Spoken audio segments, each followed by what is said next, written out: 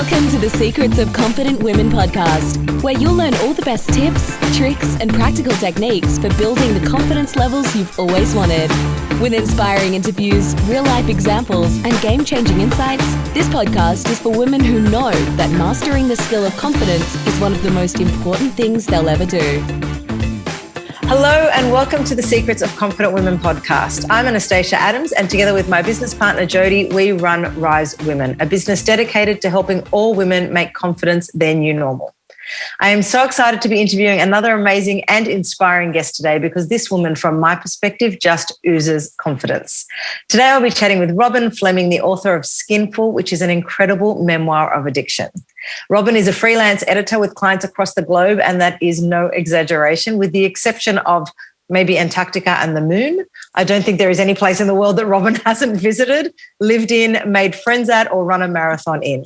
Robyn lived in Hong Kong from 1986 to 1993, spent some time in her hometown of Albury for a while, and then spent 10 years being a global nomad from 2010 to 2020. COVID put her nomadic life on hold, unfortunately, for a few years, but from what I hear, she's at it again, and I can't wait to hear all about it. So, Robyn, welcome to the Secrets of Confident Women podcast. Thank you, Anastasia. I'm happy to be here. Where is here at the moment? New York. Wonderful, wonderful. So you're back to one of your happy places? Yes, I have a life here. I've picked it up again after having been away for 3 years. Wonderful. All right, well, so let's get started. Tell us a bit about yourself. Well, you've covered quite a lot. I'm about to turn 70. I'm single. I'm self-employed. I once had an astrologer say to me, you have a tendency to change your location instead of yourself. And that's interesting. And it sort of rang a bell a little bit, but the idea of changing my location was novel. And in fact, before I even became a global nomad, I'd had 46 sets of house keys. Oh my goodness. I think I've had 3 in my life. That is incredible. I know, it's insane. But, I'm extreme. I do things to extremes. That's wonderful. The borders started reopening early this year. I decided that I would resume my life as a nomad because now I had a book to promote and I could hang my travel on that for various purposes. And, I'm very happy to have started. I left Australia at the start of April and went back to Sarawak in Malaysia on the island of Borneo, which is one of my homes. I spent 6 weeks there and then 2 weeks in London. And now I'm in New York. And from here, I'm returning to Greece, Bosnia and Serbia before I head back towards Asia. Wow. That's actually my background. I'm Greek. That's my background. That is one of my happy places. Yeah, I try to get there every few years. Whereabouts do you stay in Greece? Well, I'm returning to a place I stayed in Athens. I loved Athens. And I spent some time on the islands, but it was off season, which I'm not really sort of an on-season person either. But the island I loved most was Syros. Oh, nice. Thermopylae, because it was a real living city. It wasn't, tourist dependent. It's not touristy. No, not at all. And I loved that. I loved that it was a working port city. And it's got these 2 amazing cathedrals on 2 hills. They look like 2 nipples. That's probably what it looks like from space. Yeah, when you come into the harbour, it's like one's Greek Orthodox and one is Catholic, but they look like 2 nipples on the hills. That's so exciting that you're getting to Greece. My plan is to get there next year, but we'll see. Well, I hope you can. Thank you. So, yes, tell us, what does confidence or being a confident woman mean to you? Well, I thought about that and I came up with the sort of definition: being the designer, architect, and builder of my own life. So that requires setting goals. Yes. Breaking them down into achievable sub-goals. Having the self-confidence and determination to find ways around hurdles and obstructions. Yeah. And celebrating my achievements and successes. So there's a whole process to it, isn't it? It's a step-by-step process. You have to be able to visualize something different from where you're at. Yes. And then it's being involved and accountable and taking responsibility for all of the processes along the way. Yeah. As I say, I'm single and self-employed. I was the eldest child and was sort of thrown onto my own resources from about age 4.5. Wow. And anything I wanted to happen in my life, I had to make happen. Yes. So that independence was set in from a very early age. Yeah. I was gifted with imagination, and I was gifted with enough ability to have success if I work hard. Yes. Nothing is presented on a platter. I'm not that bright. No. But I guess it gave you that foundation of, from a very early age, you knew that if you set a plan, and like you said, you break it down in kind of into achievable chunks, then there is nothing that's out of your reach, right? No. As long as you've got a plan and an end goal in mind. Yes, yes. And I do believe in goals, although I just came across something that I said in my book.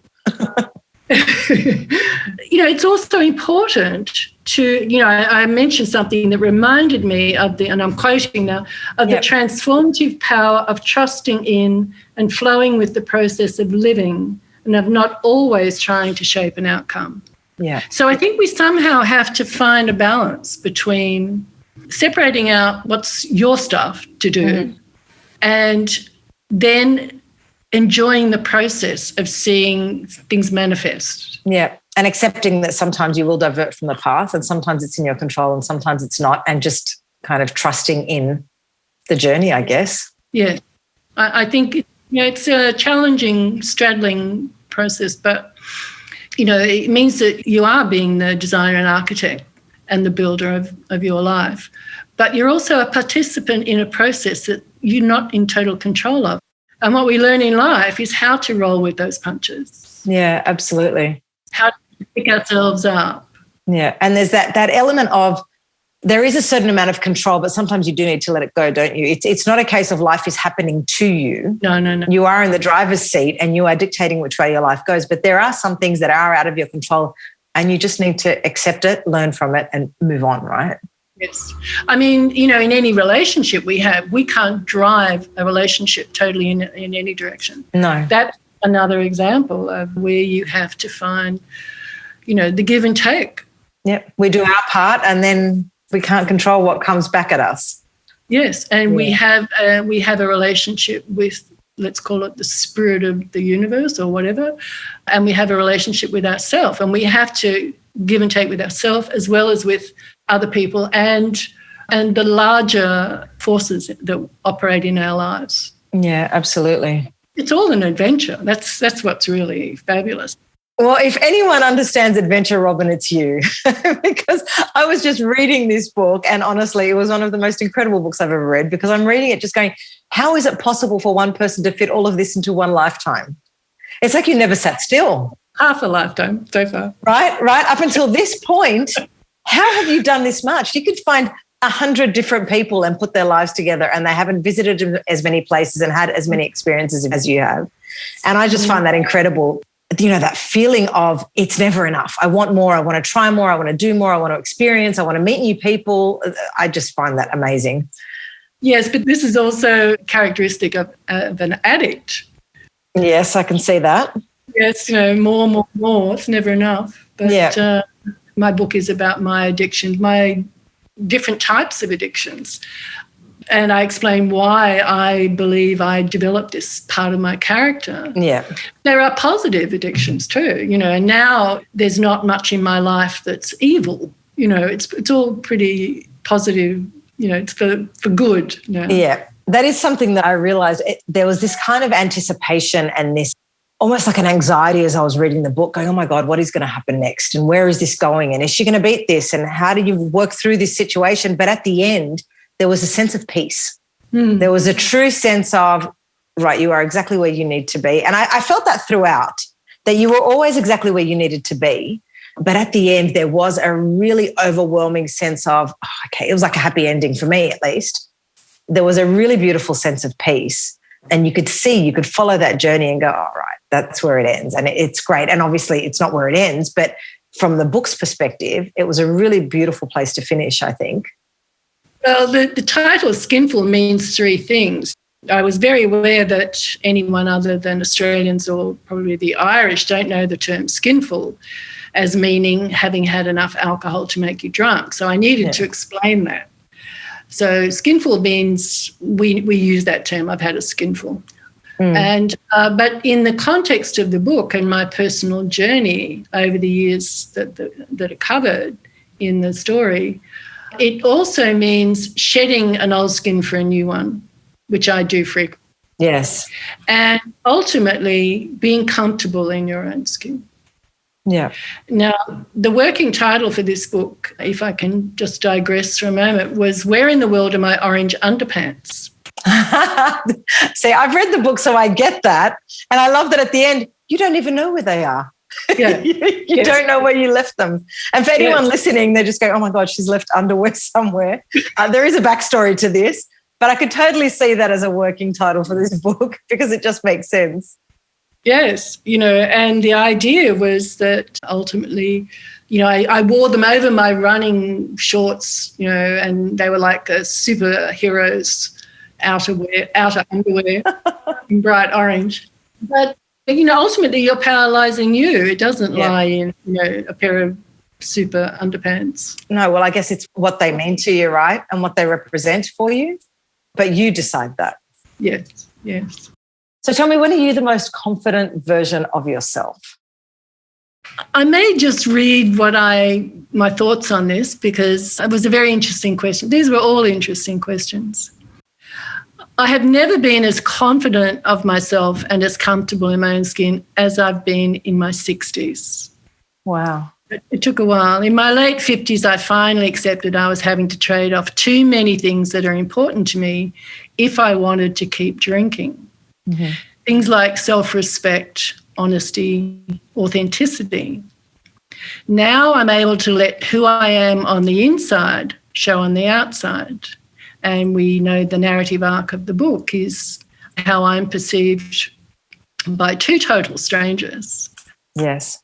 And the difference is not how my look has changed, but how I have changed in my relationship with myself. And how that's reflected on the outside, right? What you show to the world without that sense of fear or self-doubt. Yeah. It's confidence. It's self-confidence and self-comfort. Now I have no reason to feel shame or embarrassment, so I'm able to be that person. This gives me the confidence to stand tall, to trust my judgment, to change the things that I know need to change, and to accept the things I can't change, which is a very useful mantra in recovery. Yes. I feel that life now is an exciting and fulfilling journey, and that my relationship with myself is as important as my relationships with other people. Yeah. I find it incredible that you should say that you feel that life now is an incredible journey, because from reading your book, it sounds like your life was always an incredible journey, but sometimes you can't see it when you're in there, can you? It almost takes hindsight or some sort of clarity or self-awareness to recognize that journey. I think for a couple of decades after I left home at 18, it was a bit like what's that movie about the bus that's out of control? Speed. Yes. That's a classic case of life is happening to you. Completely out of my control. I can't dictate where I'm going. I've just got to sit on the bus and write it out. Yes. Yeah. But it's interesting. I've always had an awareness when I'm at a turning point. Right. And I've had a number of turning points. I can say we all do. Oh, absolutely. We all have those moments where we have an opportunity to stop in our tracks and, stop doing what we've been doing, and say, who am I? What life do I want to live? Yeah. And am I living that life? Yeah. And, if the answer to that is no, then what can you do but try and put together the life that you can imagine for yourself? I mean, your soul will die if you say, I'm not living the life that I want, but that's okay. Yeah. I find that there's an incredible sense of responsibility in that I think that's where a lot of people fail at that turning point, because sometimes we put it onto other people. My life will be better if I had more money, if my partner was more supportive, if once my children grow up and they're out of the house, or, if I lived somewhere else, or if there are so many ifs that we place on ourselves, when really, like you said, the true sense of responsibility comes from, if I don't like my life for what it is, what can I do to change it? Yes. And I need to be responsible for that. Nobody else can drive that for me. Absolutely. It takes confidence to trust that you'll make the right decisions. Or just to trust that you're making the right decisions in that moment, because you won't know what the outcome will be. No, you don't. So later on, you might think that the decision was wrong. I mean, obviously, there's never a wrong decision because you can't go back and do it again. Yeah. So it is what it is, and you take the learning and you move on. But you've got to have that sense of self-belief that I will make this decision because at this point in time, this is what I think is best for me, and then I will deal with whatever outcome I'm given. Yes. I mean, we can make very poor decisions if we're not integrated. You know, if we are... Yeah, that's right. If we've got emotional problems that we're not managing well, as I had. Yeah. You know, there can be a lot of turbulence in life when you're bouncing from one thing to another because you're not centred. Yeah, I can definitely see that. Yes, and I would say I was very lucky to survive. You know, my life was not a horror show by any means. You know, I am very typical of a woman my age who learned to drink socially in her 20s and kept on doing it when things happened and used it in a different way, drank for emotional reasons, drank for comfort. Yeah. But I never lost a license. I never, you know, I'm way under the radar. This is called grey area drinking. Yeah, you know. So there were no direct, obvious consequences. It can be very high functioning.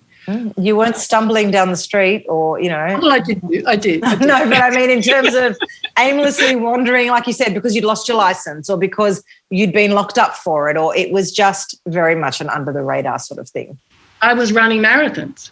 Exactly. You know, I was very high functioning. But my soul was suffering because, and I use that term, I don't know why I use that term, but it felt like whoever I was struggling to hold myself together because my battle was on the inside. It wasn't with what was on the outside. That was just a manifestation of what was on the inside. And I was not comfortable with myself because I had, as I say, let's call it slight childhood traumas, a sense of not having been nurtured enough as a child because I was the eldest of 4 and very quickly there were no hands for me to hold and I had to be self-sufficient. Yeah. So I'm very typical, but it was a struggle to heal that pain, what pain there was. It was a struggle to heal it. I didn't know how to heal it. And so I medicated it. Yeah. But, you know, other things were important to me enough, you know, to go to work, you know, to have relationships, to have friendships, to, you know, to be able to enjoy things like in Sydney, running in Centennial Park or on Bondi Beach when I was living in. Yeah. These things were important, but it was a constant juggling act. And sometimes I fell off, I dropped the balls. And that would be exhausting. It is exhausting. Even imagine. Because you can't seek, like you said, if you're trying to fly under the radar and you are in that grey area, you can't seek external support for that. It's very rare that someone in that situation would go to friends. No, you're trying to hide it rather than going to people saying, I need help because I'm not coping. Yes. Yeah. Actually, yes. So it's a private hell. It's all on a spectrum, of course. But, you know, to the degree that it's hellish, it's a private hell. And many women, I think, drink differently from men for emotional reasons, and they are in that hell. But it is possible to change. It is possible, you know, to have these turning points and say, is this the life I want to live? And if the answer to that is no, then we are incredibly fortunate to have resources available to us, to have support networks, to have social media, all there. And all we need to do initially is be honest with ourselves. And recognise that turning point when you see it and do something about it. I think it takes an incredible amount of courage and bravery and confidence to tell your personal story in such a really, it was just a raw and authentic way, especially when it addresses a topic like addiction, which can be so sensitive and confronting for so many people. So what was it that actually gave you the confidence and the motivation to tell this story in such a public way? You're not telling friends, you're not telling family members, you're putting it out there to the world. And that takes confidence. What was it that drove that decision for you? Well, as a 60-something single self-employed global nomad, I knew that I had an unusual story to share. And I'd always wanted to write a book. And I've made my living by working with authors and editing their books. So in 2015, I'd been a nomad for 5 years.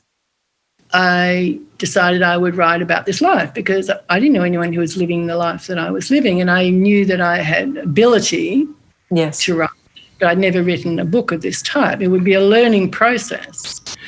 But it was, as I said, it was going to be called Where in the World Are My Orange Underpants, and basically a funny travel memoir, And so I gathered together my stories, and I'd been keeping a blog called My Own 2 Feet, so that was sort of raw material. Mm-hmm. And when I had a first full draft of my memoir, I went to Athens for 4 months to complete a full draft. Yeah. The winter of 2018-19. When I had the first full draft, it was 130,000 words, and my memoir now is 82,000 words, which is standard. Yeah. Anyway, I, of course, wanted people to read it. There was nothing all that personal. There were funny stories about my relationships and stuff, but there was nothing. I did have that narrative arc. I knew that my drinking story was a part of it, but I didn't go really into it. It almost does read as a side-by-side memoir, though, as a travel memoir and an addiction memoir. And I felt that throughout, that it was a telling of two stories that happened to collide. Yes. Well, early readers got very confused because they said, is this a book about running? Is it a book about dogs? Is it a book about drinking? Is it a book about traveling? I don't know what this book is about. It's about too many things, And publishers who I approached said, they said many things. They said, we published a book for this market. We don't know what this book's about either. We don't know who the market is. But if we do know who it is, we published a book for them already 5 years ago. Right. So they didn't have the vision. They couldn't see who I could see. But I took that. This is an interesting thing, Anastasia. I took this rejection as an indication that I wasn't making my point clearly enough. Right. If they didn't get it, it wasn't their fault. Yeah. It meant I had more work to do. A bit more clarity, maybe. Yeah, so what I did then was I got some professional feedback and paid for assessments, and they said, okay, you need to make your themes much clearer. And every anecdote needs to propel your themes or your narrative arc. It can't have all these little, offshoots and funny story for the sake of a funny story. There's got to be a common thread. Yes. It has to illuminate the themes. So I had to be very clear what my themes were. And I did a lot of work back in Australia for COVID. I had the opportunity to spend most of late 2020 to mid 2021 and getting the feedback, professional feedback that I needed to help me go over it and over it and over it and make sure that everything worked. And pretty final input I had was someone in Georgia here in the States. She works with a beta reading company, which is a beta reader is someone who reads your manuscript as a trial reader. Yeah. And she gave me incredible feedback. She was very admiring and she filled me with confidence that I did have a story, that I had the ability to tell it better than I had to that point. But also she encouraged me. She said, go to where the pain is. Go to where it hurts. Because in telling the story, I'd skimmed over everything that was under the waterline. Yeah.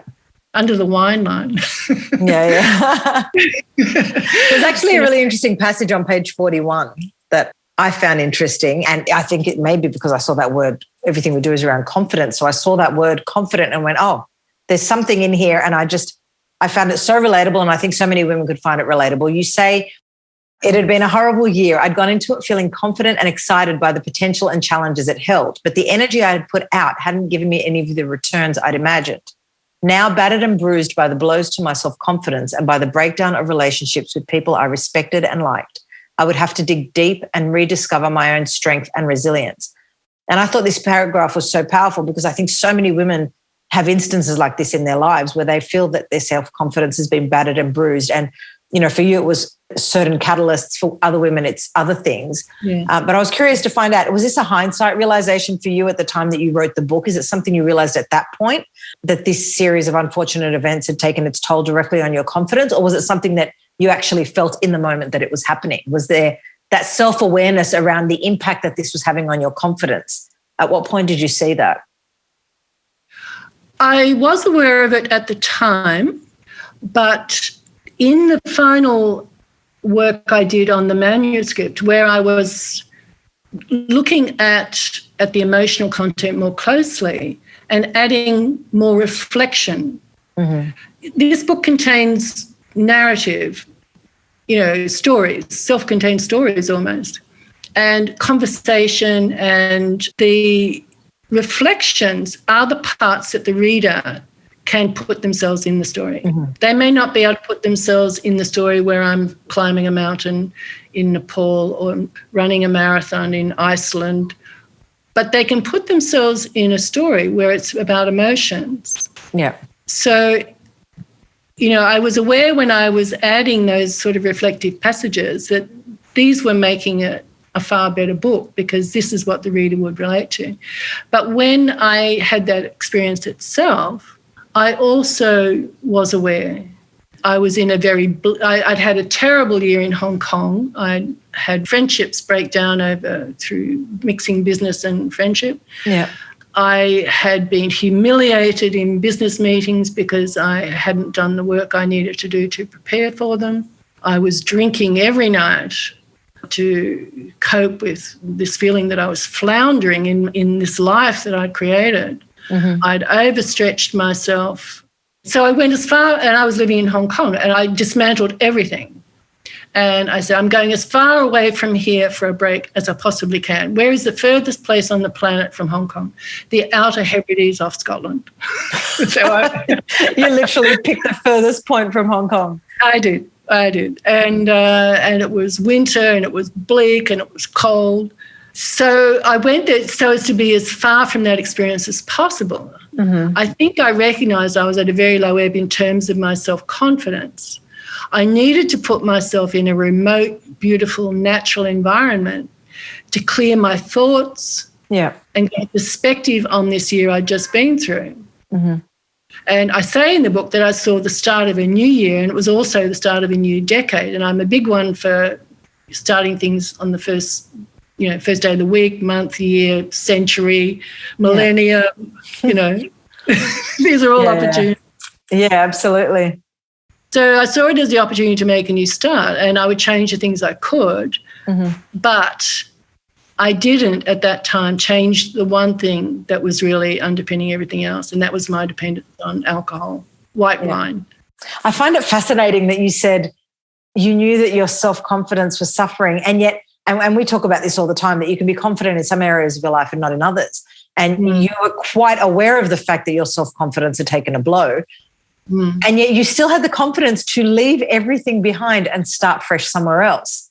And that takes an amazing amount of courage. And I think that kind of speaks to, there are often times in life where women will say, I've lost all my self-confidence. And the truth is you never really lose all of it, because you can be confident in some areas of your life and not in others. So you clearly had lost your confidence when it came to your business and, your ability to interact with certain people. But that confidence that you had, it's a constant theme through your book, that confidence to travel and rediscover and reinvent yourself in new places, that never left you.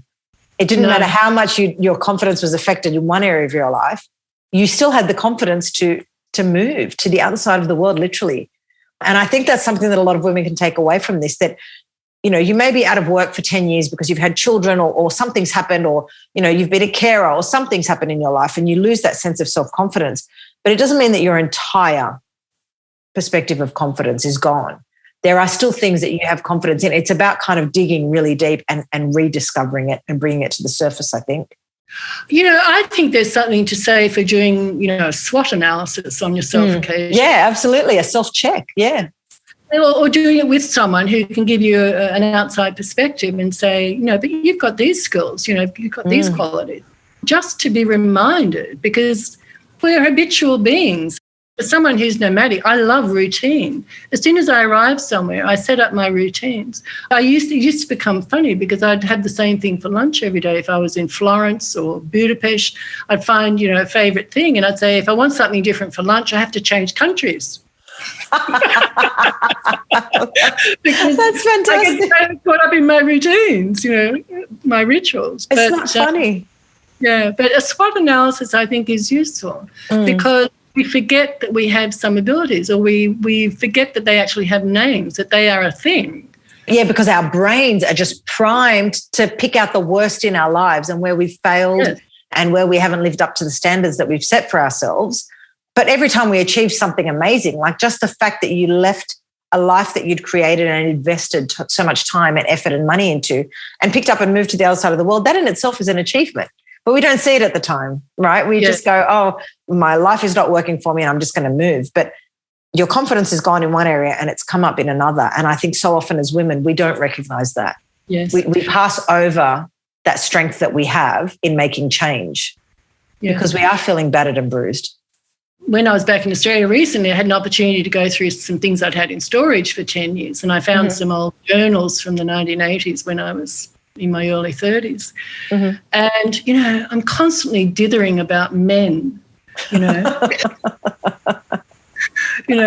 really, journaling can be more usefully employed to debrief from situations and think, what could I take away from that? What strengths did I display? How could I, And revisit it at a time when you're not as emotional, right? Because you're writing it in an emotional state. But then if you read it back later on, you're seeing it with different eyes. It's like you're reading someone else's story. So you will almost give yourself different advice. Yes. Because you're coming at that experience differently. I think building self-confidence is like training a muscle, to perform a task. You go to the gym the first time, you think, there's no way I can do that. There's no way I can lift that weight. There's no way I can do this Pilates exercise. But, you can. You can. Absolutely. You just can't do it once. You cannot run a marathon by taking 2 steps. Yeah, absolutely. We say that all the time, that it is a skill and it is a habit that you need to develop. And it takes tools, it takes techniques, it takes recognizing where you need help and finding the tools that work for you and then just keeping at it. Consistency, persistence, determination, and you'll develop that skill just like you would anything else. And like you said, you don't wake up one morning and run a marathon. It takes a lot of hard work. Yes, you have to there's no shortcut. A marathon is 42.2 kilometres. You cannot run a marathon in 20 kilometres. You have to cover every one of those 100-metre distances. Absolutely. There's no shortcut. Another essential thing is a sense of humour and being able to laugh at yourself. Put yourself in, get a grip, have a laugh and think, okay, well, I screwed that up. But, I learned this. And, I come at it from this way next time. And, life is meant to be fun. Absolutely. Yeah, we talk about that too. And we say, give yourself a personal high five. Yeah. If you failed at something and something didn't work out, just kind of high five yourself and go, well, there was that. And then just move on. Take the learning and move on. Because if we take it too seriously, we get to the end, a lot of misery, a lot of heartache, a lot of anxiety, and no learning. You can't learn in that state. Yes, and really you've got to own your stuff and you've got to be honest with yourself. Yes. Fix the things that need fixing. Be honest with yourself. Own your stuff. Be able to laugh at yourself. Be courageous. Be optimistic. Easy to say all of this stuff. I know, but it takes work. You practice. Yeah, absolutely. I think they're all brilliant techniques that you do. You adopt them, you find what works for you and you keep going. And we often talk about surrounding yourself with the right people as another technique to help build your confidence and create that life that you want. Yes. And I noticed that this is a recurring theme throughout your book because you always seem to just attract the most incredibly interesting people in your travels because I think you were open to that. You always seem to be open to meeting new people and then you make these connections and you keep them. You make a conscious effort to stay in touch with so many of them over the years so that whenever you travel back there, you've got those friendships ready to go. And that doesn't happen overnight. That's an investment. You work hard on that.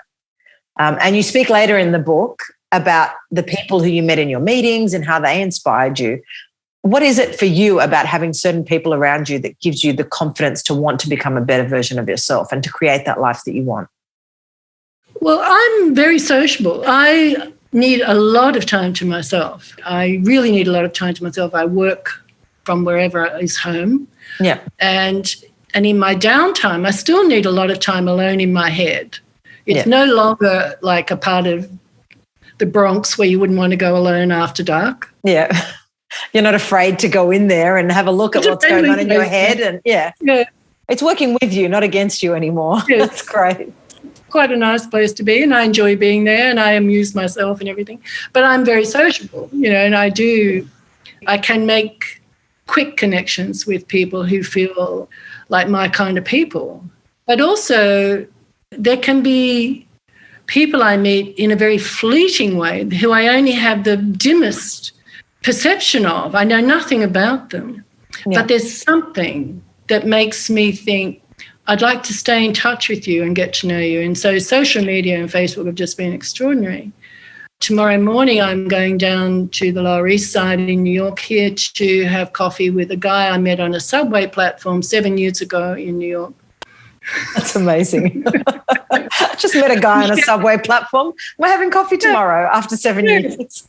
Yes, we very occasionally stuff, but we've been aware of each other. Yeah. And we share a great interest in photography, and so we have a date tomorrow to meet up. But I wanted to say that it's important to me, even though I need a lot of time to myself, to engage with people and to engage with places that I'm calling home, whether it's for 2 weeks, a month, 2 months or 3 months.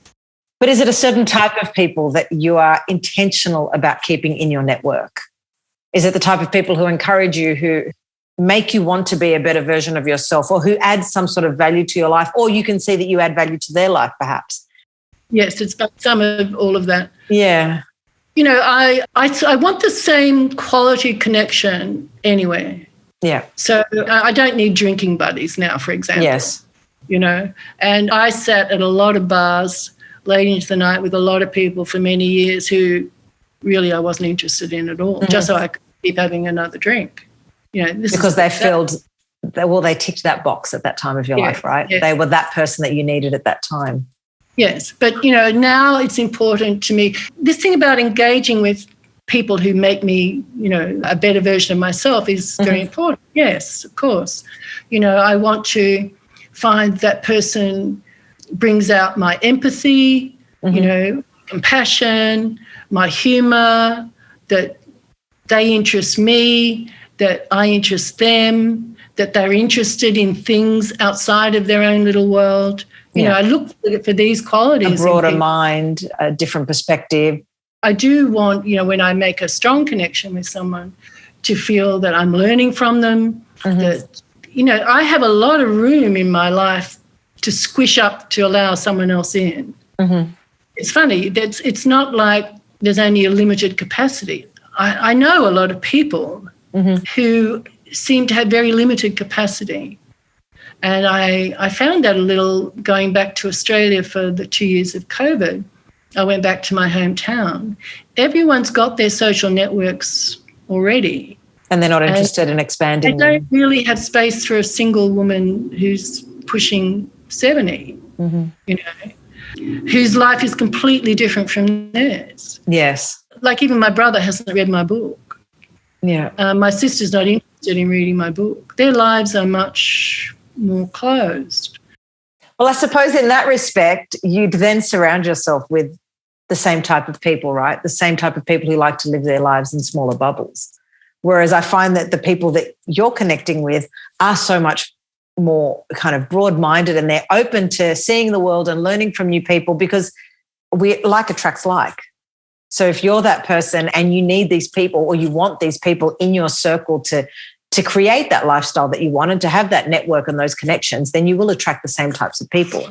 I don't think broad-minded people necessarily attract smaller-minded people, because it's hard to make that connection with people like that if you don't have common interests. Yeah, I know. So friendship is different from just being visible in a community. I also want to be visible in a community. I'm not a bucket list traveller. I don't have any interest in travelling in order to tick off a list of sites.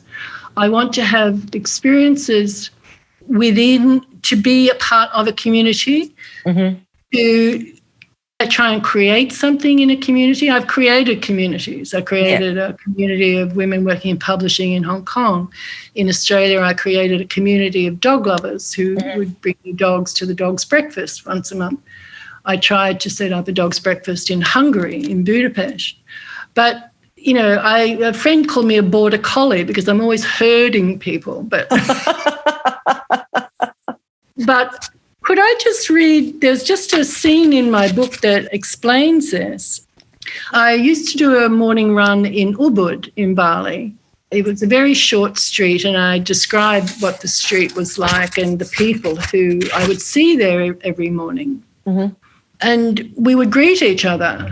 I remember this scene. Yep. Yes, selamat pagi, good morning.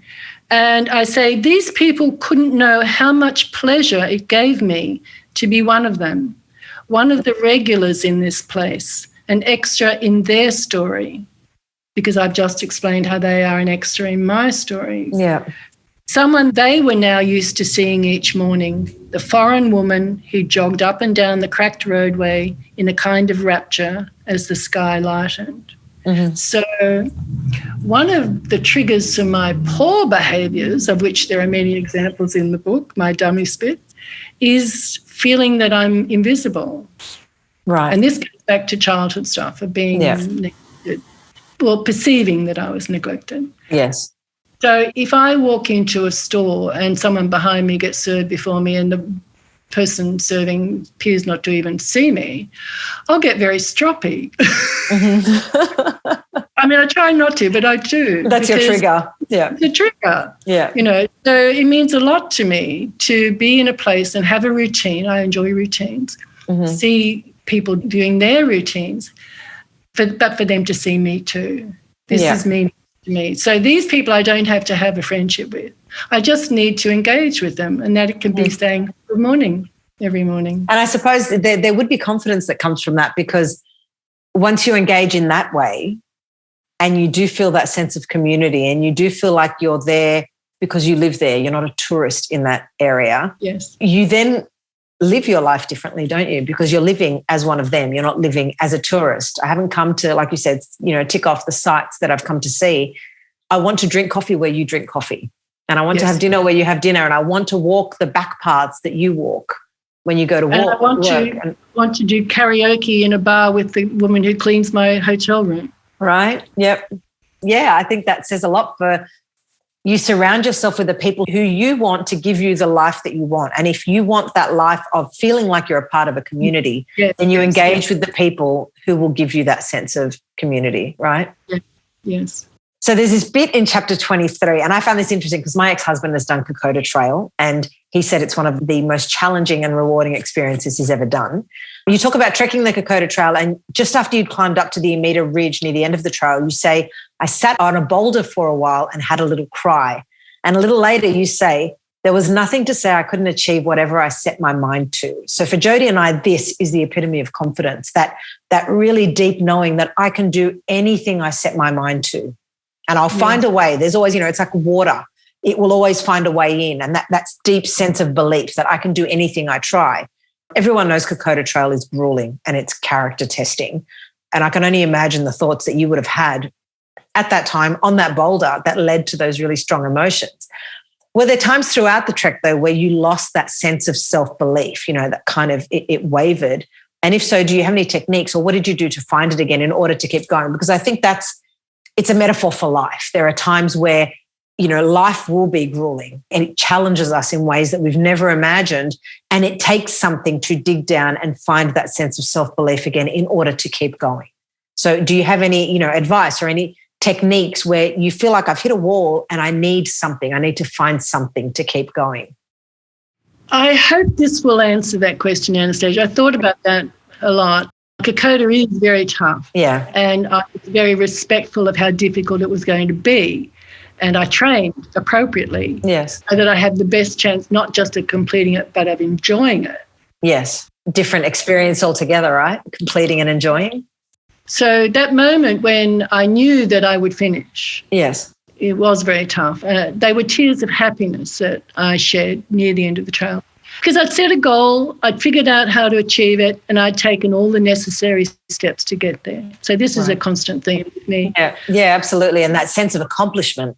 Yes. My porter kept calling me a strong girl. He was 20 and I was 56 then. So, I was pretty pleased that he acknowledged that I was strong. I was, in fact, there was only one other woman. She was half my age, and there was one other man who was slightly older than I was. So I was up there. In fact, with all the 30-year-old football guys, I was invisible. Absolutely. Because you don't fit into their world. Yeah. What do you mean? But also, at that time I was still drinking, and I was setting these sorts of goals as a way to moderate my drinking, But by not drinking so much, I was able to achieve those goals. It was okay. It's a bit of a cycle that you're trying to get yourself into, right? Yeah. So anyway, after Kokoda, I immediately upped the ante and signed on to trek to Everest Base Camp in Nepal. And I tell in the book the story of what happened about that goal. Yeah. I don't think at Kokoda or elsewhere I ever lost my sense of self-belief. Mm-hmm. I always knew that if I did the work that was required, I could achieve any task I set myself. I never lost that knowledge about myself. Whether or not I was prepared to do the work fluctuated a bit. Yeah. And, of course, the hardest journey can only ever be taken one step at a time. In New Guinea, this is a strategy. In New Guinea, for Kokoda, I remembered the Australian and Japanese soldiers who had fought battles there. So when it got particularly hard, when it was gruesome, I remembered that people had fought there in the mud in heavy battle gear and for their lives. Yeah. So it's always good to put things in a perspective. Absolutely. And the same thing when I went to Gallipoli, I went to a dawn service and I nearly froze. It was one of the coldest I've ever felt. But my grandfather had fought at Gallipoli and, I could say, okay, well, I'm waiting for the dawn, and I couldn't drink tea because my hands were shaking so much. But no one is shooting at me. Yes, and I've come with my coat and my beanie and my gloves and my scarves, and they didn't have that luxury. It's so true. Yeah. It's about getting perspective on a bigger picture, isn't it? Almost like a bigger problem. Yes. Whenever I feel sorry for myself, it's generally because I've lost that sense of perspective. I think that's an incredible technique. Again, it's like a self-check, isn't it? Yes. Yeah. Yes. Mind you, I can't always turn my mood around even by doing that, and I've done monumental dummy spits in Iceland and the Caribbean and in India for one reason or another. Yeah. And, I will always be a work in progress in many ways. As we all are. I know exactly what you mean, yeah. It's that sense of I'm committing to trying to be a better person at the very least. Yeah. I have a very strong awareness that comes from the confidence that I'm privileged to have the opportunity, the imagination, the abilities and the stamina to live any life I want to create. Right. And that comes from an incredibly strong sense of self-belief, I think, because there's never any doubt there. There may be doubt as to the process or the outcome, but that sense of I can do this if I put the work in and if I try and if I can commit to the process, I can make anything happen. I think that is the ultimate core of confidence. The main impediment to my living a happy life was my drinking. Yeah. It took me 40 years. I drank for 40 years. It took me 20 years to realise I had a serious problem. Yeah. And struggled for 20 years to keep my drinking moderate, under the radar. I failed. I stopped drinking every now and then. I was always every day aware of whether or not I would be drinking, how much I could drink, That was the main impediment to my living a full and happy life. And a self-expressed life. I had to finally say, enough already. This is the one thing that's wrong with my life. Yeah. And it's going to affect everything. I have to man up and say, it's time. Yeah. Which is what I ultimately did. Yeah. I think that's actually a great segue into the next question, because there's a section where after having been sober for 6 months, you mentioned some advice that you were given by friends in recovery to adopt spiritual practices to help you with that resilience. that you had to find for yourself. And you say that even though you weren't religious, you instead learned to recognize your emotions and label them whenever you needed to work on your well-being. So basically, you developed this practice of acknowledging how you were feeling by putting those feelings into words, right? So I feel happy, I feel content, I am grateful, rather than allowing those emotions to consume you. So Jody and I often talk about this and about affirmations and power mantras that we have to repeat to ourselves. And we know that so many people are averse to this idea of affirmations. They think it's very airy-fairy and very fluffy. And they don't actually realize that they use them all the time. We all affirm all the time, whether it's good or it's bad, whatever you're saying to yourself in your head, whenever you repeat a feeling or an emotion or a thought to yourself consistently, and that could be I am happy, but it can also be I'm not good enough, or I don't want to do that, or I can't do that. These are all affirmings. You are affirming a belief that you have about yourself.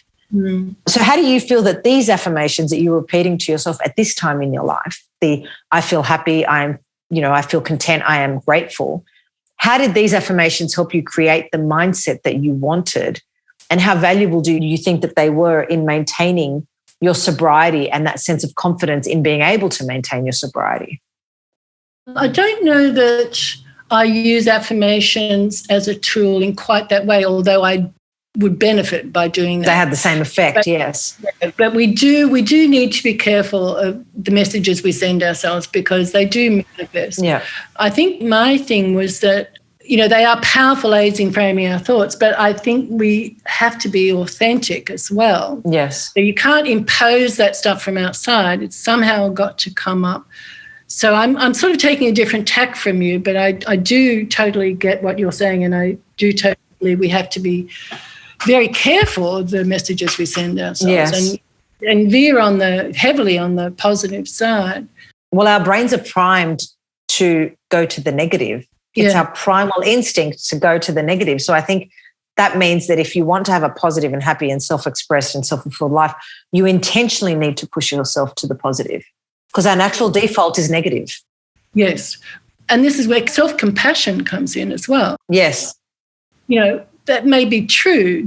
We're not great about this aspect of managing our lives, but have compassion for ourselves. But I'm trying. Yes. I'm on the right path. I'm not there yet. So try and be compassionate and forgiving of yourself, and give yourself a breathing space to change. We can't do everything all at once. And give yourself permission. Yeah, this came up in another recent interview that I did, this idea of giving yourself that space and that compassion and that permission to put the ball down every once in a while, or, accept that this didn't work out and it's okay. Yes. Or that you can't take on this new thing, or that you are cracked in some way and it's okay. That sense of permission and compassion, I think, is so valuable, because as women, a lot of us don't give ourselves that. We always expect to stay at a very high standard, a highly functioning standard. Yes, women, we do. But for me, those were ways for me to feel feelings I'd been trying not to feel. Yes.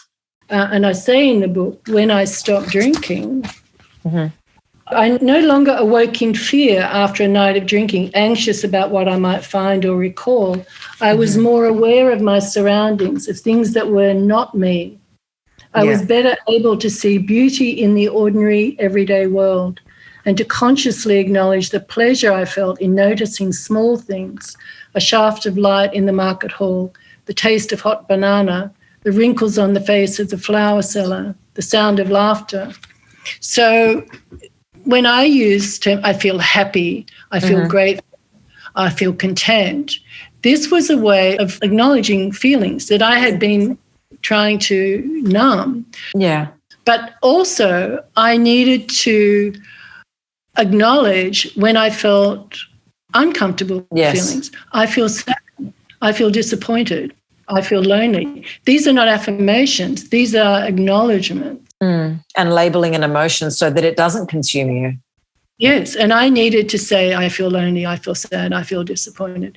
I have had an experience just this week. I feel puzzled by the way a close friendship has changed.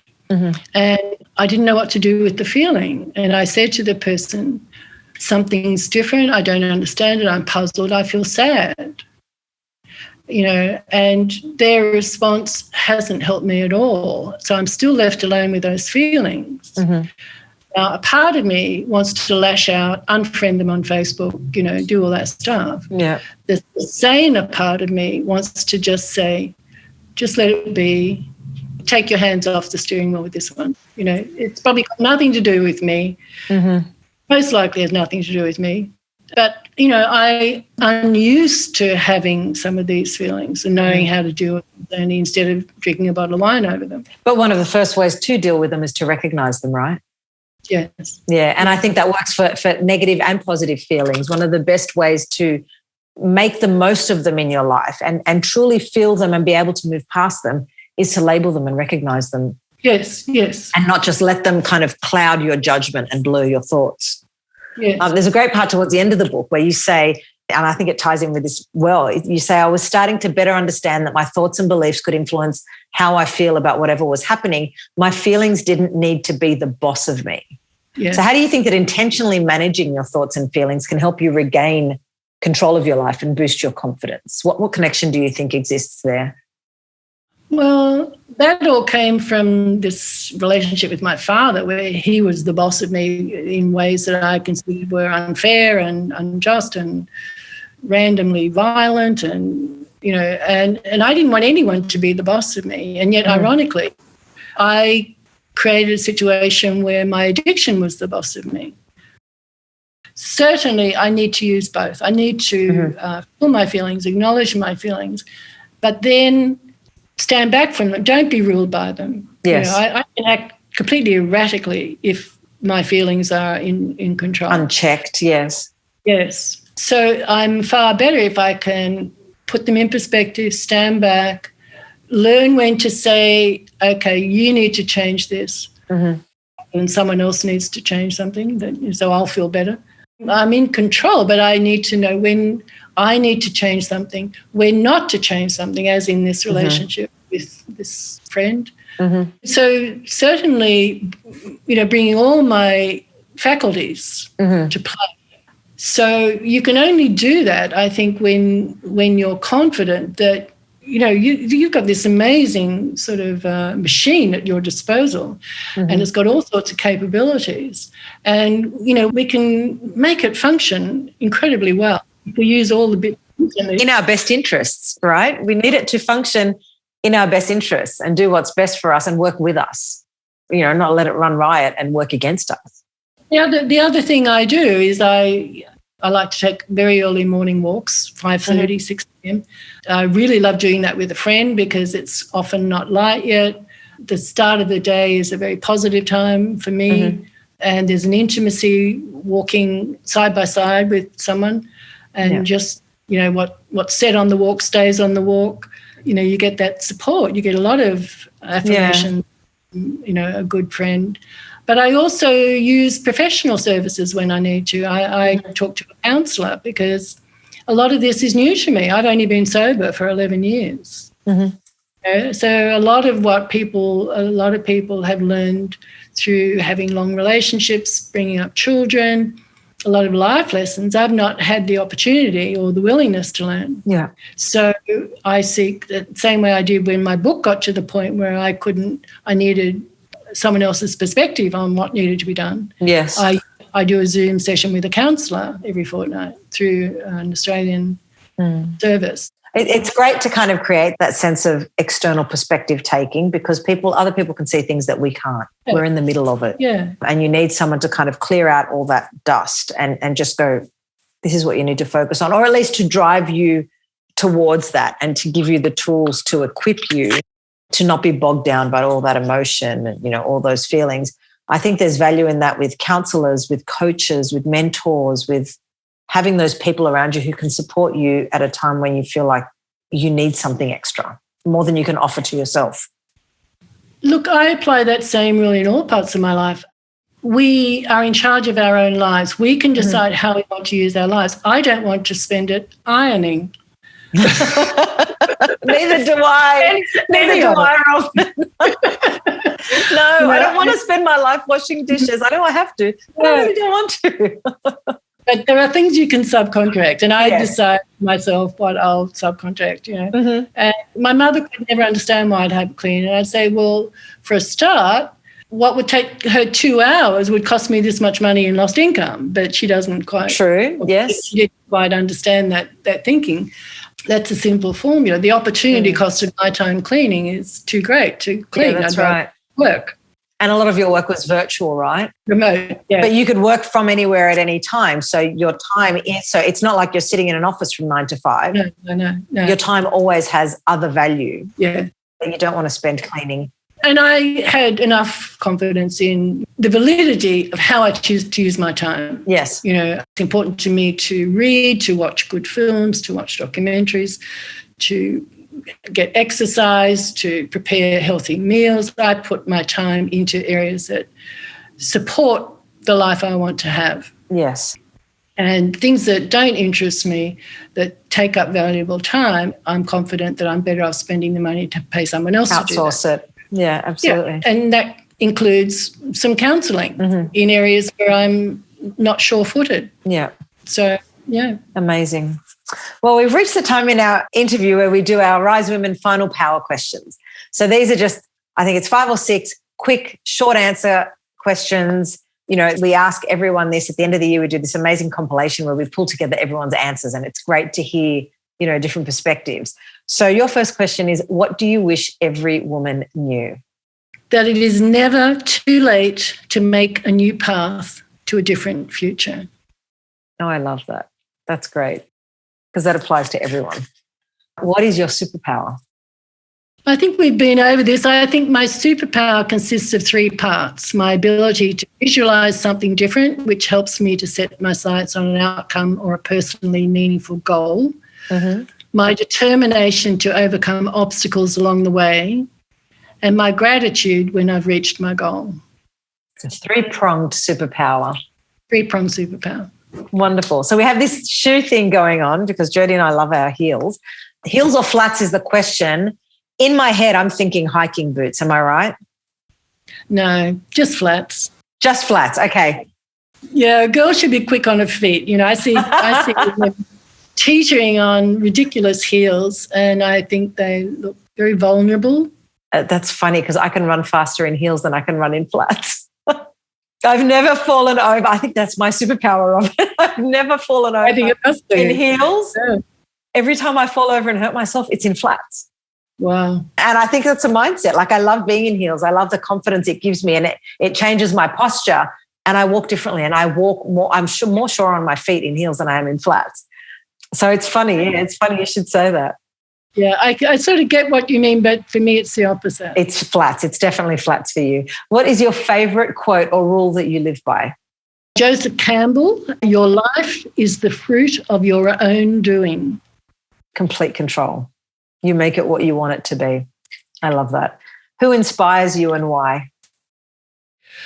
I'm inspired in some ways by nearly everyone I meet. Everyone can teach us something, if only to try not to be like them. Inspiration comes in so many ways, doesn't it? Okay, so finish this sentence. If I had even more confidence than I do now, I would. Probably be very annoying.